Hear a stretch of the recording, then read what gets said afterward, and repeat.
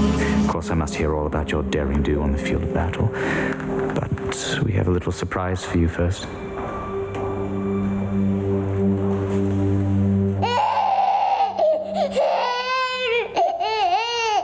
Say hello to little Philippe. He just might be a future king of France. A fighting tiger like his father. Make it stop. Ovation Network's period drama, Versailles, is back for the third and final season. Taking the series to new dimensions, focusing on the art and culture, greed, deception, sex and politics, and duplicity and murder that all collided in the court of Louis XIV. Joining me today are actors Alexander Vlahos, my daughter's Alexandra. I apologize, Alexander, and Evan Williams. Guys, how are you? Just change sex on us, Natalie. How dare you? Well, you do wear the wigs. I'm just saying.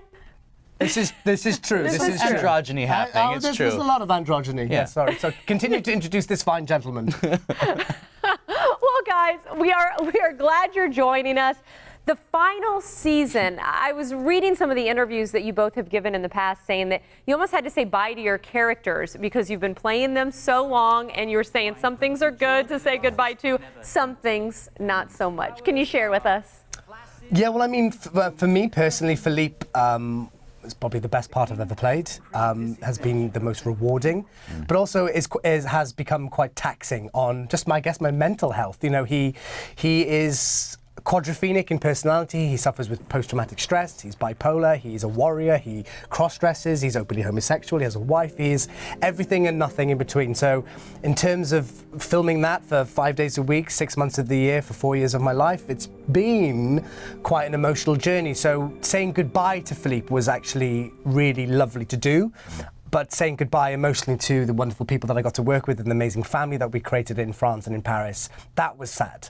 But we're left with the most amazing season. Season 3 is, without a shadow of a doubt, the best thing that we've done. Absolutely. I think the Chevalier de Lorraine, my character was the most fun that I've ever had. I got to play a character who is comedic, but also it has the pathos. And he's pathetic and desperate, and he's got a great arc, and he becomes a hero over the course of 3 seasons. He starts as a villain, and you sort of can't help but fall in love with his propensity to always find trouble for himself. So I'm definitely sad to say goodbye to the character, but it was the most fun I've ever had. Well, I even got tired just reading the intro to describe the show, and like what you were kind of just touching on there, Evan, how many different components that your character had. Now, we already made a joke about your wigs that you guys get to don. You also are wearing heels from the 17th century. I mean, the costumes are absolutely incredible. Bittersweet there, or are you like, no, good riddance, I don't ever want to see those kind of heels again? Good riddance to the wig. Yeah, the wig. Yeah. If I ever see a wig again, I'm gonna sort of run a country mile or karate chop it to death. Yeah. The heels were phenomenal because they made you walk in a particular way. That was quite a good way into becoming into a character. We've both got killer calves now. It's like we've run 4 marathons. It's amazing. Yeah, yours are great. Thanks, sir. It's all right, Nat. I'm here for you. But we've also, the costume was phenomenal. They were amazing. They were handmade for us. There were different color palettes, but they weighed a ton. That's right. We were very grateful to take them off at the end of the day. And they were historically accurate. I once asked the costumer if I could take off the doublet I had to wear under the jacket because the audience would never ever see it, and they gave me a look of such frightening concern that I just immediately shut up and I never asked again. Never asked again. No, that's not how they do it in France. They do it by the letter. Yes, exactly. You know, I'm curious, and I've got 2 questions I hope I have time for. The first one, though, being able to shoot a show or a series around Versailles and all of its beauty and magnitude. Did you do any filming there, or was everything shot at a soundstage? Explain how you were able to make it so historically correct.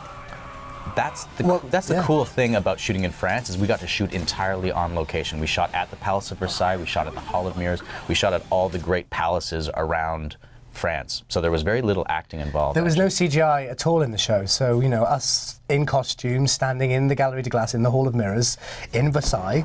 You could touch the set. It wasn't really a set. It was obviously it's a real life palace, but we were incredibly blessed that basically France, the French government, they gave us the keys and said, go knock yourselves out. We're playing the same characters. We're playing the characters that lived there.